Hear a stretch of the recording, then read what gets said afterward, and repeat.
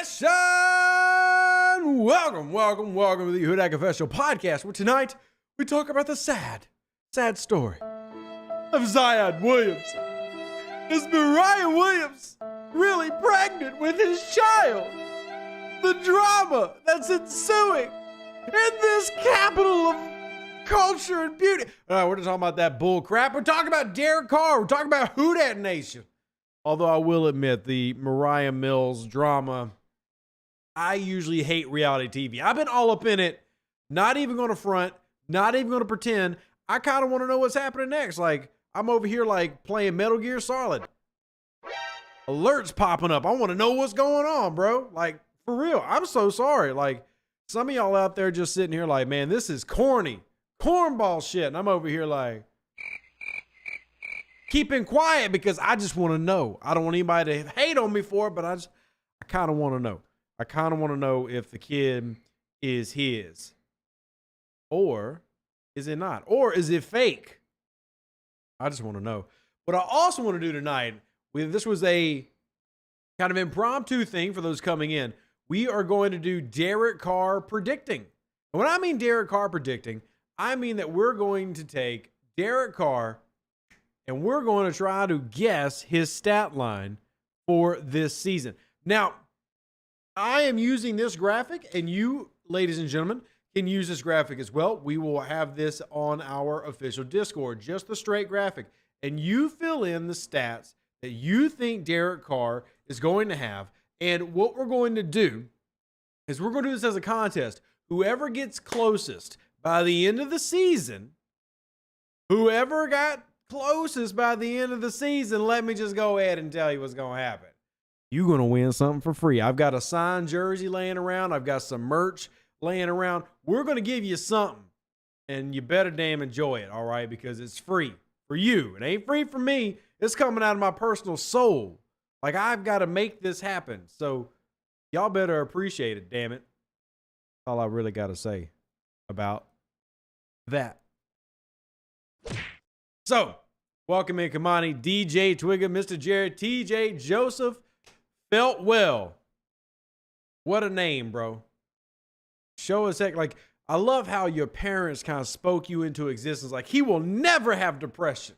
His name is Felt Well.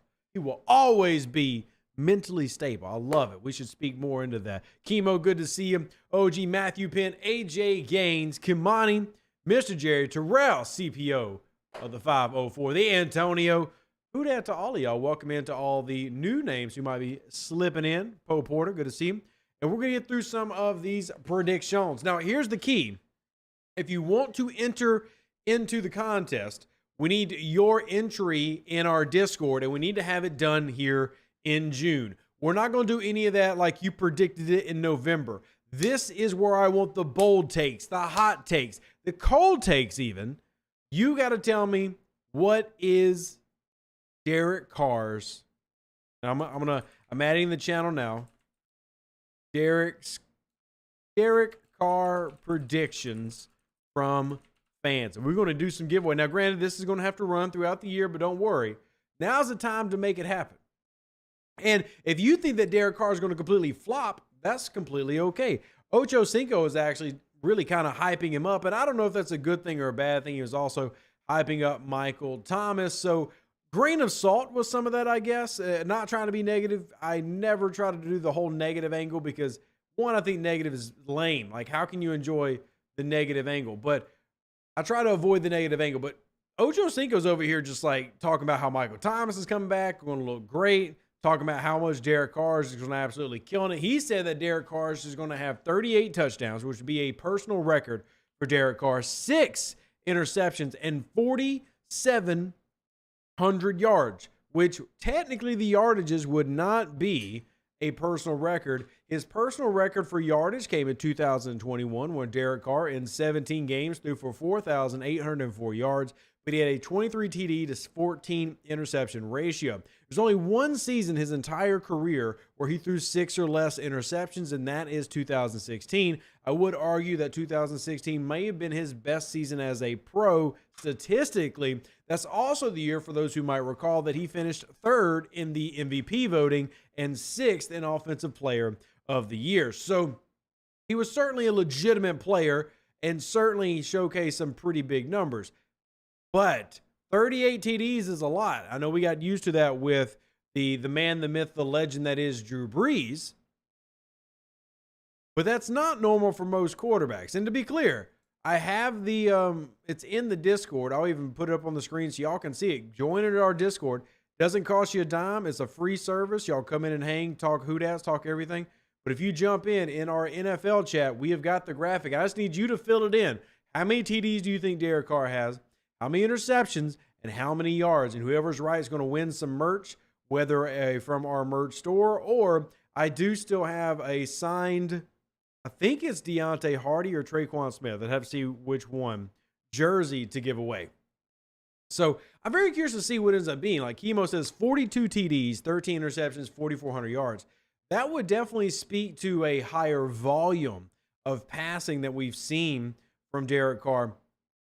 4,400 is, like I said, you've got that 4,800, but what he's averaged throughout most of his career, just some fun facts about Derek Carr. His average per year is 3,900 yards. He averages 24 touchdowns and he averages 11 interceptions, which is absolutely nothing wrong with those as an average. In terms of as a quarterback, that's very solid, mid-tier, slightly upper-tier numbers in terms of an average. It's nothing mind-blowing, but 65% completion percentage, 24 TDs to 11 interceptions, throwing right under 4,000 yards a season is a very solid, almost good quarterback. It's not incredible, but it's solid. Now, one of our friends over in the Discord has already, this is Slayer, he's predicting 32 touchdowns, 12 interceptions, 4,100 yards. I think that's a very fair assessment. And I'm going to go ahead and put mine in, but I'm personally looking around 35 touchdowns. The reason I'm going a little bit high on TDs is I really do believe that they're going to give him control over this offense that he hasn't really had. I think this is an opportunity for him to shine a little bit. And I think that his receiving core is built for touchdowns. And what I mean by that is the Adam Trautman, the Juwan Johnson, the Michael Thomas. I think he's got a unit that can score in the red zone from the passing game. So I think 35 TDs is not crazy, by the way, because let's get some comparisons in real quick. Comparisons can be fun. Let's talk about Drew Brees, because I am very adamant that Derek Carr, at least in what we've seen so far, is not Drew Brees. But Drew Brees threw for 35 touchdowns or more. I'm going to count them out for you. 1, 2, 3, 4, 5. And if you count when he threw 34, he did it 6, 7 times. And then if you count just him having 30 TD seasons, which is an NFL record, by the way, 34, 34, 33, 46, 43, 39, 33, 32, 37. He had 9 seasons in a row where he threw at least 30 touchdowns. So Drew Brees absolutely special. Not crazy to think that Derek Carr can't get to 35, especially in a 17-game season. So now you can put whatever numbers that you want. Please put in our Discord. Again, we'll pick a winner as we get throughout the season. And if the worst happens where Derek Carr doesn't play out the season, if Derek Carr doesn't play out the season, how we'll do it is we'll do it by averages. So if he only plays 8 games, he gets hurt, we're going to do it by averages. I'm not going to like wiggle out so that y'all don't get your freebies or anything. We don't want to do any of that. I think that's lame. But what we'll do, and so you can see in our Discord, we've already got one submission. We'll average it out. So if he only plays 9 games, we will tally what he would have had he played a full season and then go with who is the closest there. So I'm looking around 35 TDs.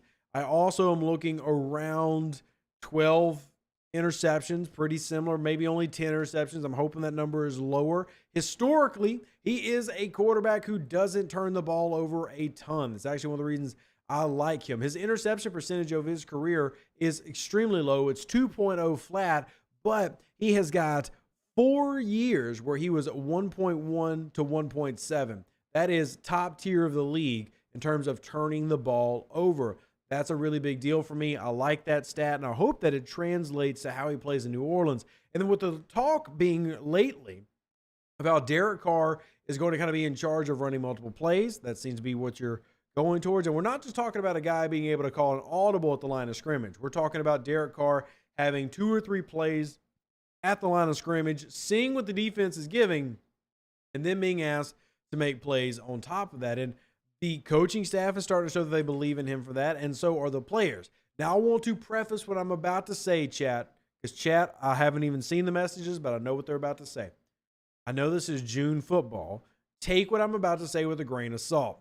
Juwan Johnson, in an interview this week, compared the work ethic and how Derek Carr approaches the game to Drew Brees. We are talking about Pete Carmichael giving responsibilities to Derek Carr like that was given to Drew Brees. None of this that I'm saying, please don't turn this into Revis saying he's Drew Brees. All of this is to say, though, that they are trying to give him more responsibility and more ability than any quarterback who has run this team since Drew Brees. We can say whatever we want about Trevor Siemian, Jameis Winston, Taysom Hill, Ian Book, etc., Teddy Bridgewater. None of them were given the ability to be the full-on field general. They just weren't. They were kind of playing with training wheels. We can argue, hey, one got a shot that the other should have got, whatever. We're not here to debate that. That's kind of old news at this point. You're more than welcome to have your feelings for that. But what all this says, when we hear Juwan Johnson talking about the process and being impressed, and when we hear the talks from guys like Nick Underhill, how are we going to get him the ball and give him a level of control that makes him efficient? Well, this is how. And if they do that, that's why when I look at it, I see 35 touchdowns. I see 10 to 12 interceptions, and I see 4,200 to maybe even more yards, 4,400 to 4,500. And I will put my official, my predictions in the Discord, which I appreciate TJ sharing out the link. Now, I'm going to read some chats on this topic because I know it could be a volatile topic. Nick, great to see him. The Stachanova says, I'm interested to see Derek Carr get to play in an offense that isn't ball control, limit possessions, and protect the defense, which is what he's played most of his career. New Orleans is a little bit more conservative now than they used to be because they are led by Dennis Allen. It's something that we griped about him a lot last year, but he did seem, if y'all remember, he seemed to let off on that a little bit last year. He got more aggressive as the season went on. And if you have a little bit of aggression from your quarterback here in Derek Carr, I really think that some of those stat lines can take off in a way that you see this team perform aggressively, and you haven't really seen them play aggressively in years because you had the end of the Drew Brees era, which limited some of the aggression, and then you just had 2 years of, holy crap, everybody's injured and we don't have quarterbacks. So I think that's fair. Joseph says, I say 29 TDs, 11 interceptions, and 4,100 yards, and an extra stat be 2 lost fumbles. Joseph, I love it. Feel free to fill it in our Discord. The only submissions that we will go over for the giveaway to give y'all either a signed piece of merch or something from our merch store. I've got my hats example for they're coming in. I think they're really clean. We need to have it in the Discord so we can actually track it, and so we have a timestamp. Like, Slayer putting his in, TJ putting his in so far. We now see that they put it in June 29th. There's no rigging the numbers here. They're not going to come back and swap it out. We can see it. It's in the log, and it's nice to have that laid down, right? So I'm all about giving away and giving back to the community. We're real big on that. Do you know why anyone mentions Ian Book still? Nick, I'll be honest. I wasn't trying to throw a shade at Ian Book. I just mentioned Ian Book because he started a game, and he wasn't given responsibility. So that's why I did it. But I guess it did come across a little shady. But that wasn't my intent. Don't you love Ian Book? I mean, I'll admit, not sure what a Discord is. Can you explain? Sure, Joseph. So Discord is a free social media app. It's more of a chat base. Joseph, I don't know how old you are, but if you remember the old days of like AOL Instant Messaging and Pal Talk and ICQ and all those things, it's kind of that same thing. It's a group chatting session. You build boards. You just kind of talk on there. I've got it on my phone, and I check it religiously, mainly for my old job. I mean, I'm 33, Joseph, so millennials use Discord a lot. It's a mobile just discussion forum. And just so you know that you're not getting scammed, here's me on the Who Dat Confessional right now on my chat. So if we go into Derek Carr predictions, you'll see that we've got Derek Carr predictions being put in so far. It's just a chat app that we use to represent the Saints. It's free, doesn't cost you a dime. It also helps us kind of keep up with everything, similar to how we work on Twitter, but it's just for us. Yeah, you just download an app, Joseph. That's it. Doesn't cost you a dime. So he was close, Chemo, but the idea is you can compare someone or prepare like someone and actually be as good. That's fair. I get all these things in terms of like we're comparing Kobe versus Jordan, but no disrespect to Derek Carr, he's not even shown Kobe level. And I am one of those people who believes that Kobe could never pass Michael Jordan for one simple reason. He was a copy of Michael Jordan, and a copy is never better than the original. That doesn't mean a copy can't be a top 5 NBA player of all time, but it's impossible for, in my opinion, Kobe to ever pass Michael Jordan because he literally was a copy of Michael Jordan. And this is not me being a hater. Kobe talks about picking up so much of Jordan's game and utilizing it. Same movesets. It's not the same thing. And that doesn't mean he didn't have his own unique things. Just that a copy is never as valuable as the original. That's just my opinion. But I also get the comparisons, right? The work ethic and how you do things. Don't look for your channel's name once I download it. Oh, Joseph, what you'll do is TJ is dropping the link. So once you have it downloaded, just click the link that's in the chat and it'll take you right to our Discord. You can join up. So all this to say is I'm excited. And honestly, this is the type of like off-season content I really get into. That we can share together and then we can kind of make these predictions based on what a guy is going to end up being. And this is where it doesn't matter if you're Rev Deuce or if you're Chemo or King Troll. This is the cool thing where everything we're talking about right now is pure opinion. It's like if you really wanted to go with, hey, I just care about what his average was. Well, here, if you want to cheat, here is his average. If you want to cheat, here's his average. Derek Carr's career average is 3,913 yards, 24 touchdowns, and 11 TDs. If you want to just throw down his smack average, there you have it. Now, if you want to maybe change it up a little bit, how about we do this? We'll take his best years. How about that? We're going to take his best years, give you his best years average. Does that sound a little bit better? All right. Yeah, we're going to get feisty. So it's going to be 2015. And we're going to go, let's use a sample of 6 years.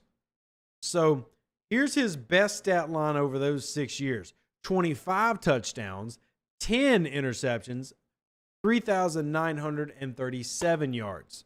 So a little bit better in the TD to interception ratio area right there.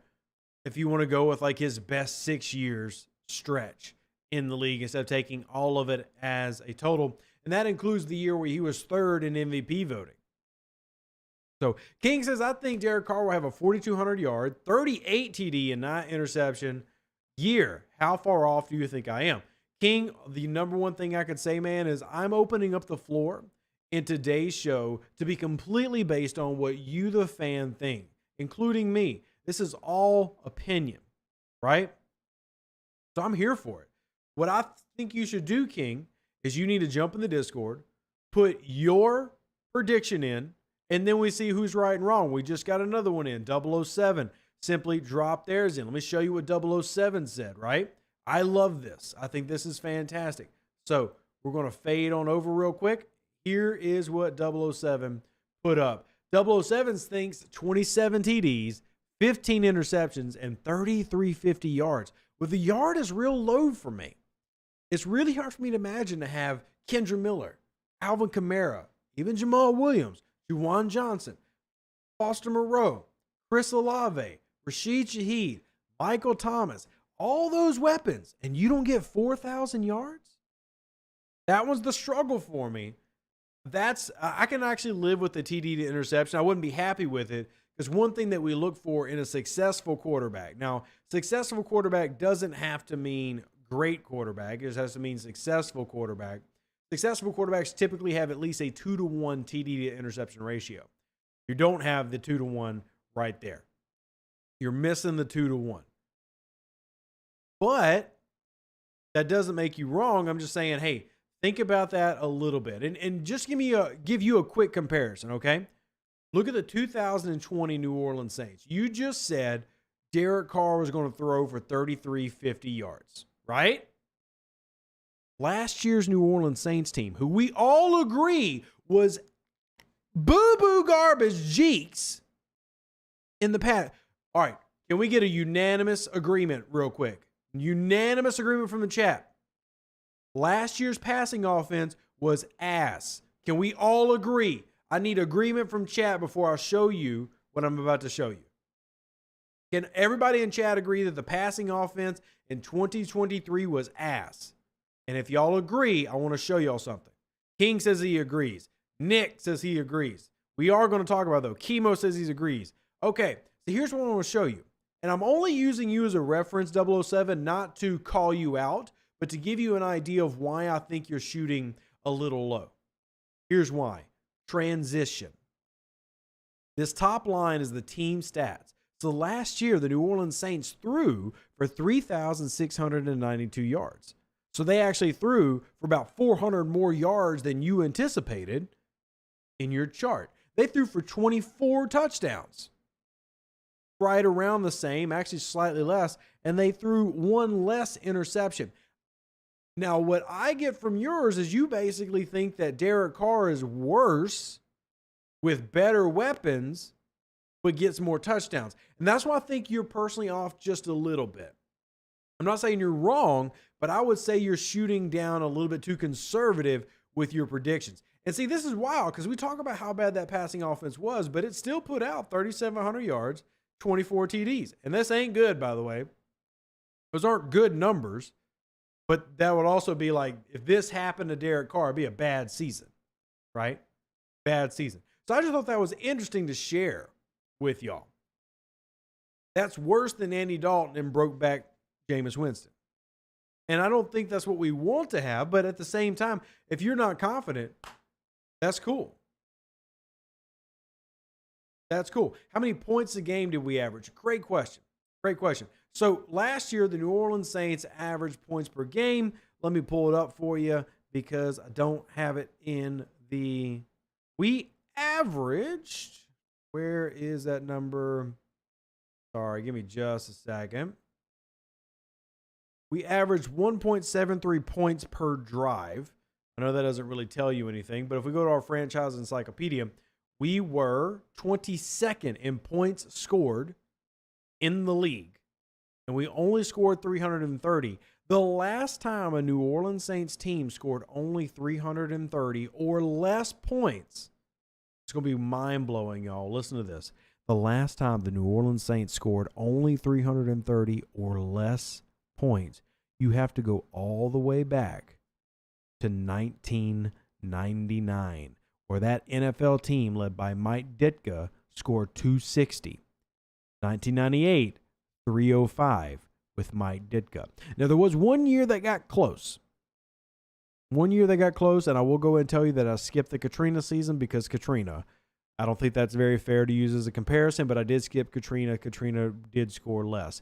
There was a 1 year that got close to the 330, and I'll go ahead and call it out for you.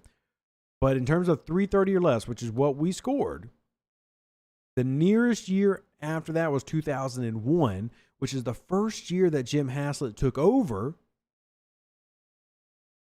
Sorry, the second year, and they scored 333. So that's bad. We don't want that. Like, we have to believe for more in terms of points. And I think that Derek Carr does allow you to get more points. I really do. Really do.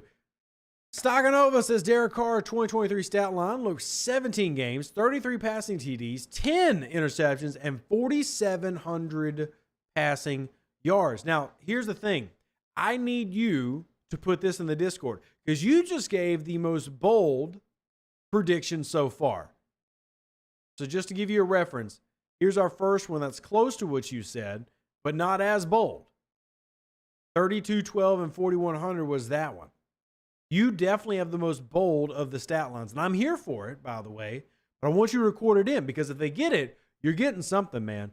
I'll say I've got a couple of free jerseys left over from my time working with the team and everything.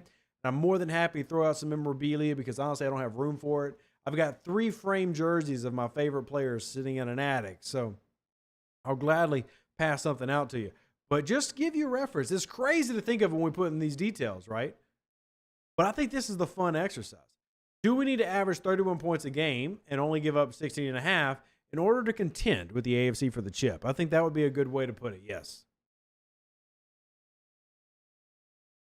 For New Orleans, the number that they looked for when it came to scoring was they wanted to score about 28 points a game. That was kind of like the number that they were looking for, was looking to try to get 28 points a game. And then only allowing about 20. So we've got time. We have the ability to work that way. Offensive line questions are there. Defensive line questions are there. But it is definitely possible. The best second version of all time is the Carter 2. Carter 3 is still the best overall. We got to expect some bumps on the road early on. Regardless, it's hopefully going to take some time for everything to gel. Hopefully the offense clicks the last half quarter of the season. Nelly, I'm hoping that they engage a lot earlier than that.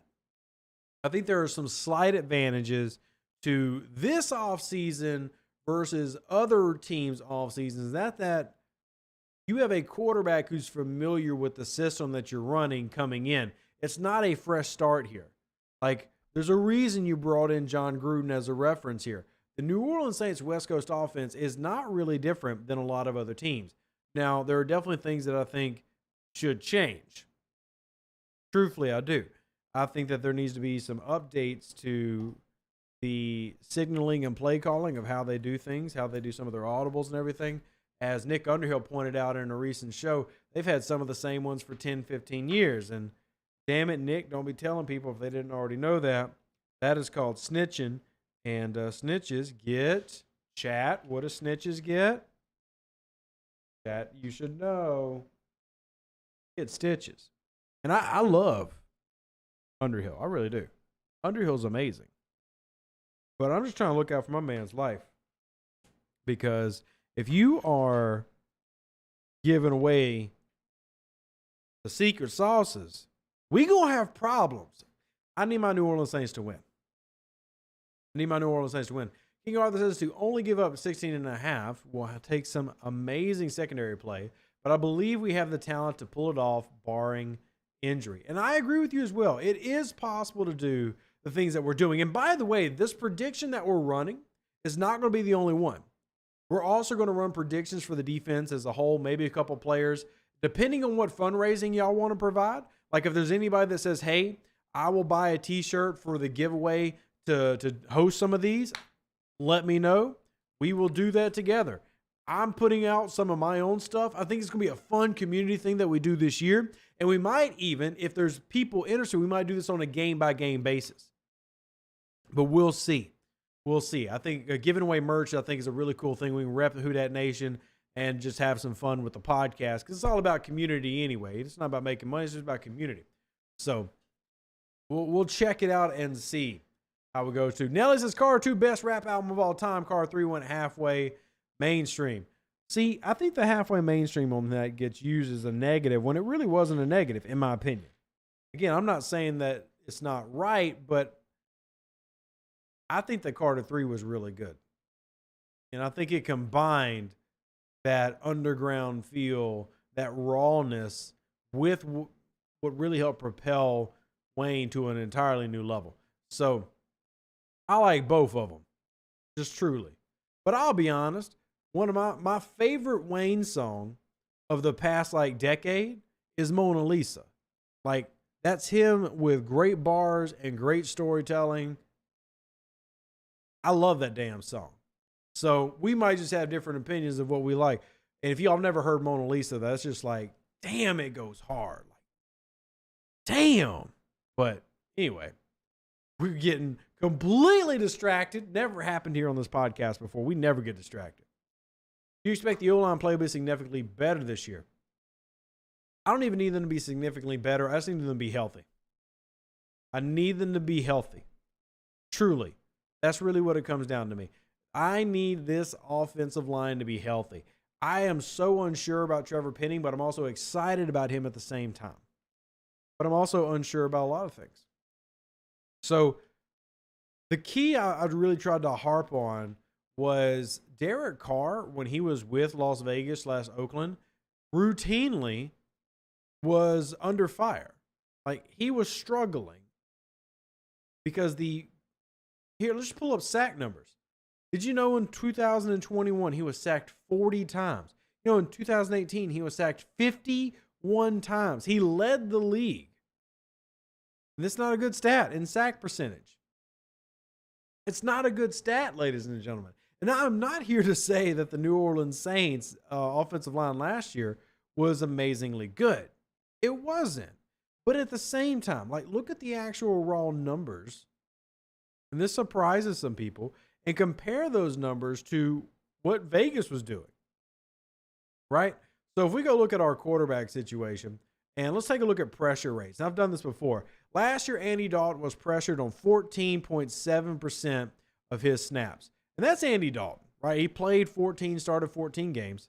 And that's Andy Dalton, who is not a good mobile quarterback. He's not a good get the ball out. He's no longer what he was in times of old. And I'm not trying to shit talk. I'm just trying to be completely fair and honest. He's not that guy, and he has been for a while. Whereas Derek Carr, who is younger, more athletic, more able to actually get things around, he was pressured over 18%. And when they had Jared Stidham had to come in for the Raiders, he was pressured at 29.7%. So as bad as we talk about the Saints offensive line performing and how they did last year due to injury and various things, they were still significantly better than what the Raiders were presenting and giving Derek Carr. And even in one of Derek Carr's best years in 2021, you look at his pressure rate, he was still pressured 21.4% of the time. He was blitzed 167 times and hit 48 times. And by comparison, you know how many times Andy Dalton was hit last year?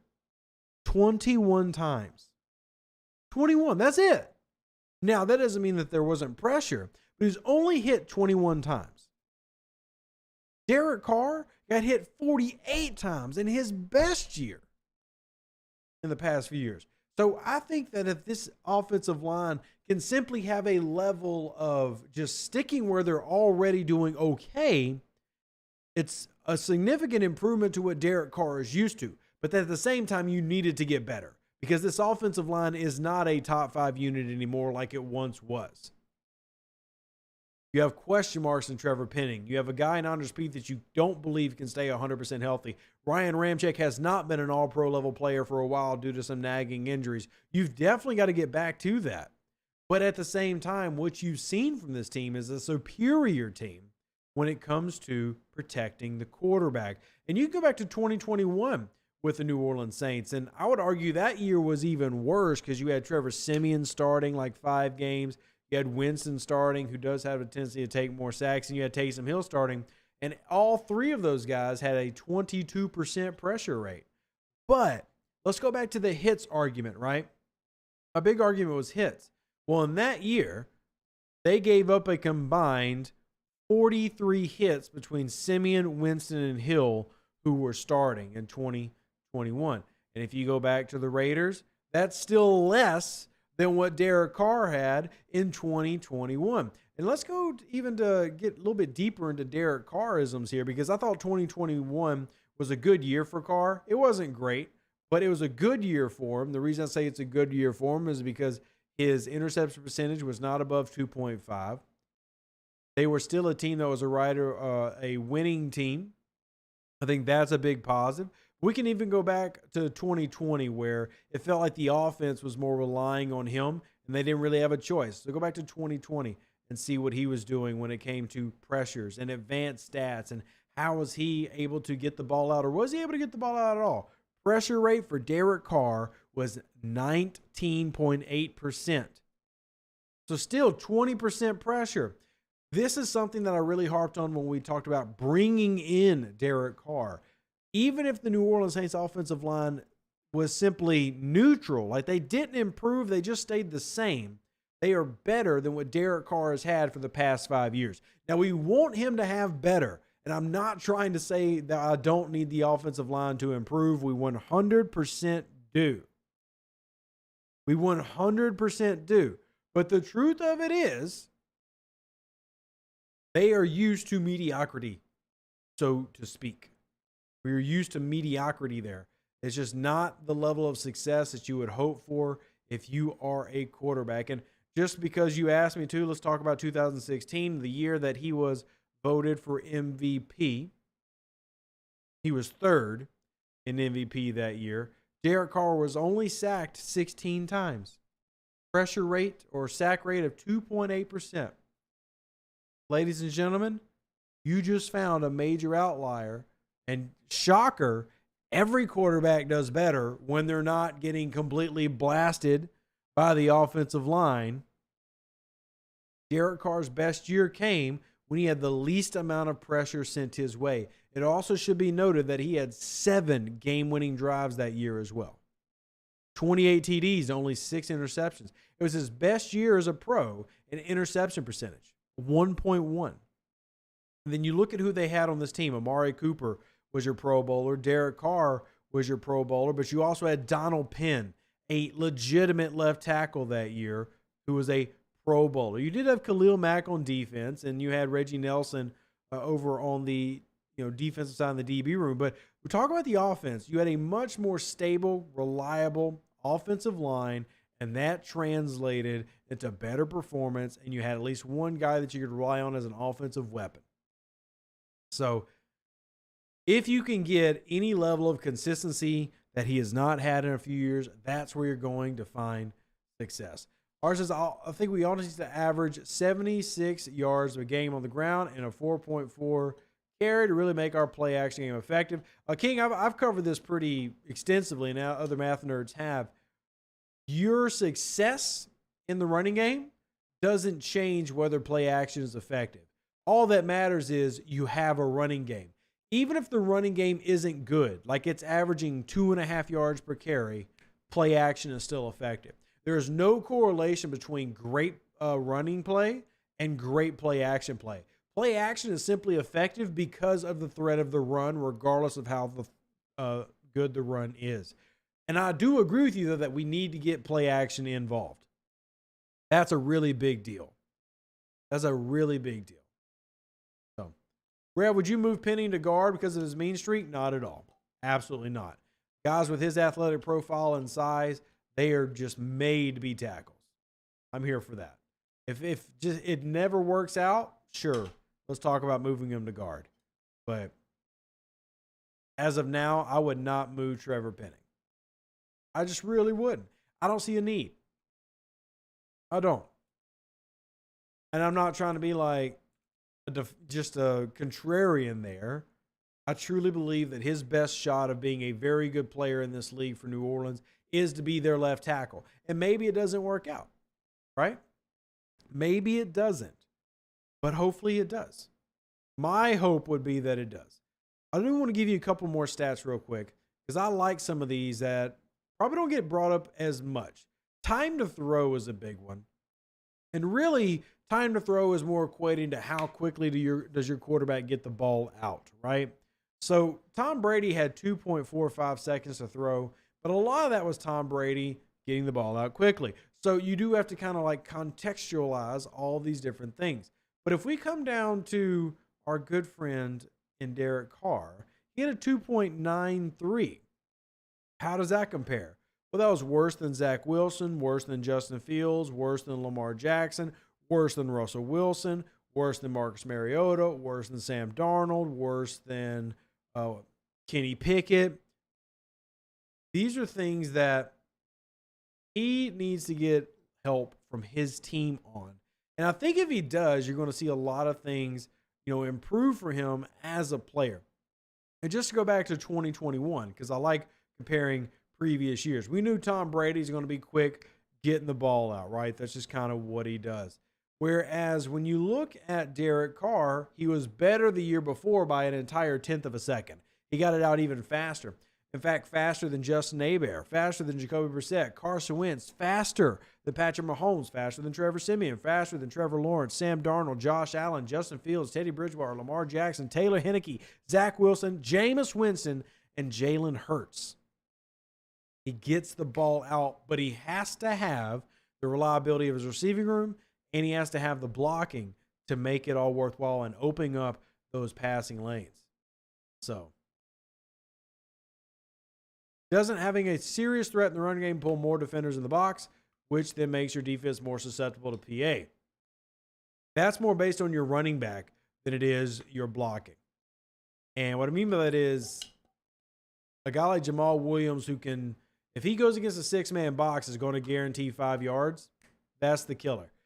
Even Alvin Kamara running an outside zone is going to get generally at least 4 or 5 yards. That's going to add in the attention. And just to kind of give you some more stats, because we don't have a lot of film up right now, so let's just talk stats. Let's talk about 8-man defenders in the box, right? That's a big one for a lot of people. Last year, Derek Henry was really kind of the leader, and he has been for a while, for facing 8 men in the box, and he fought that at 38%. That is a wild number, but here's what's even more wild. Alvin Kamara had 22.4% of his plays, 8-man boxes. Why is that important? Well, I'll tell you why it's important.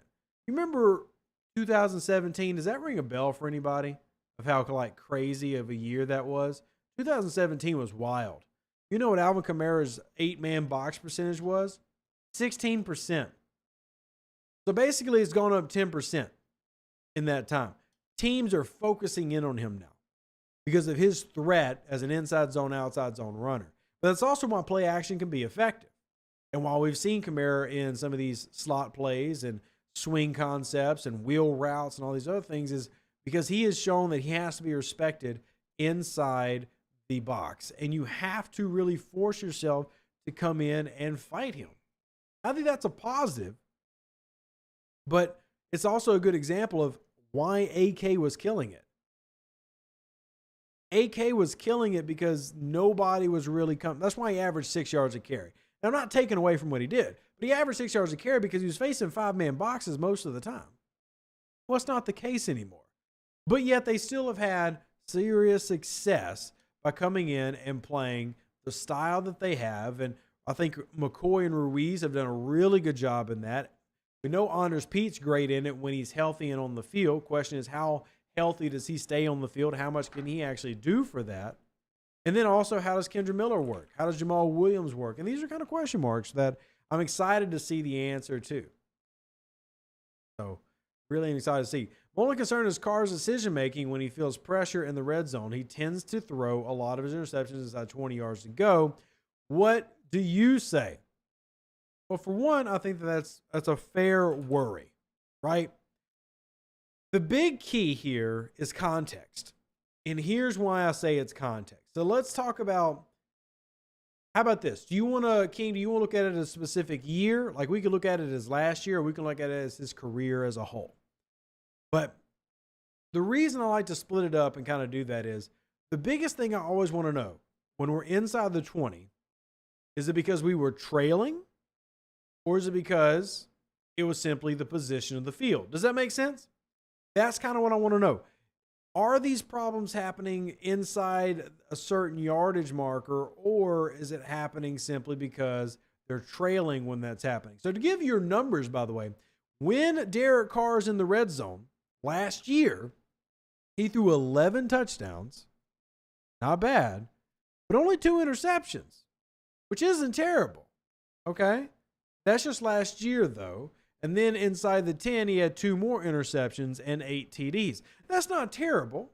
That's also a singular year. So how about we pull up the career stats and look at it that way? And maybe that changes it up a little bit.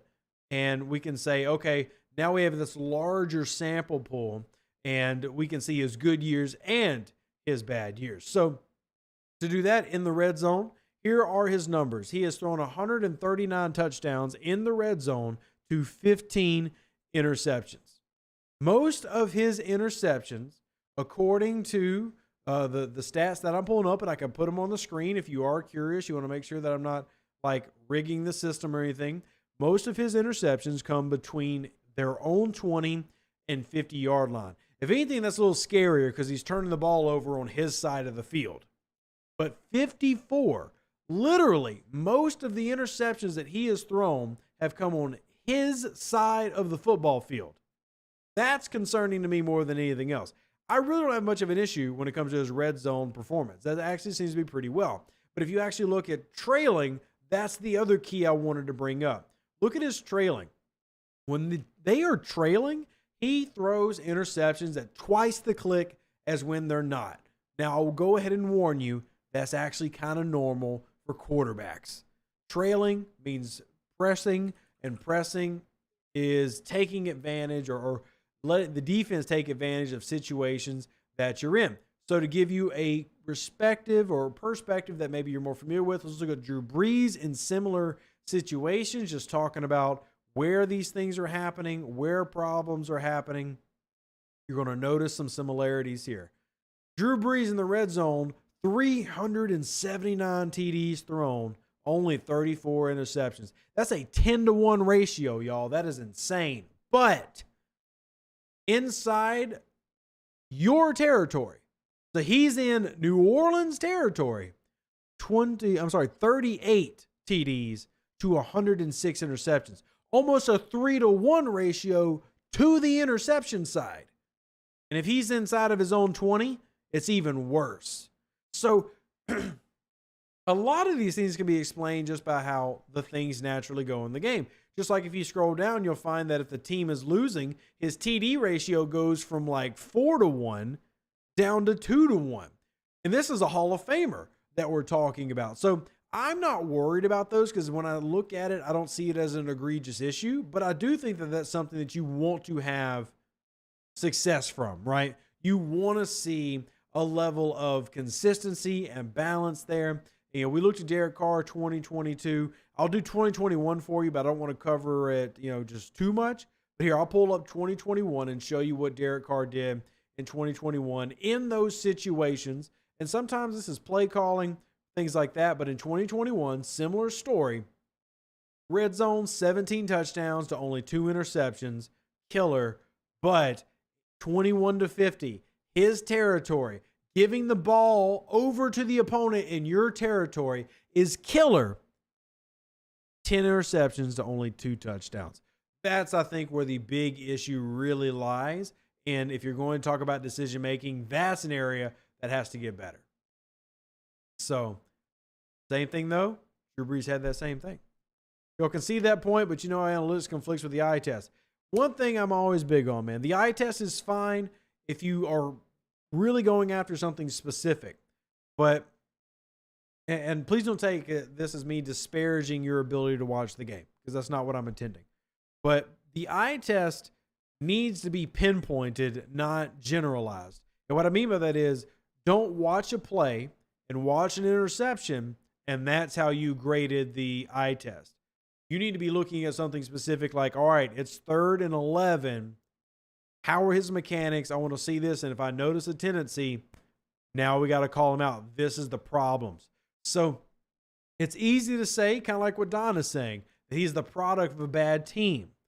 I don't really know that he's coming over to a better coordination standpoint, but I do think that the New Orleans Saints are a more talented team overall. So hopefully that translates to him having more opportunity to be a successful quarterback. So just thoughts, right? Just thoughts. I think it's a great conversation to be had. I think that this has been fantastic dialogue. Again, more and more people need to come fill these in because I'm really curious to see y'all's results. We just had one more come through. 31 TDs, 11 interceptions, and 4,400 yards. This one from, I've got my streamer mode enabled, so I can't see the name. But I actually really like that one as well. This is a good one. But y'all come fill this out. I really want to see, and we're going to use this as a contest to determine a winner. I think that's kind of fun. Context matters a lot for sure, and truly the only way for us to get perfect context on these games is actually go watch them together as a group, which would be fantastic, right?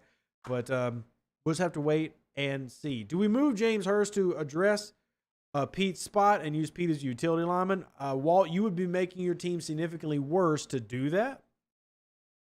But sorry, I just had a message. But if he gets injured, I'm completely okay with Hurst filling in.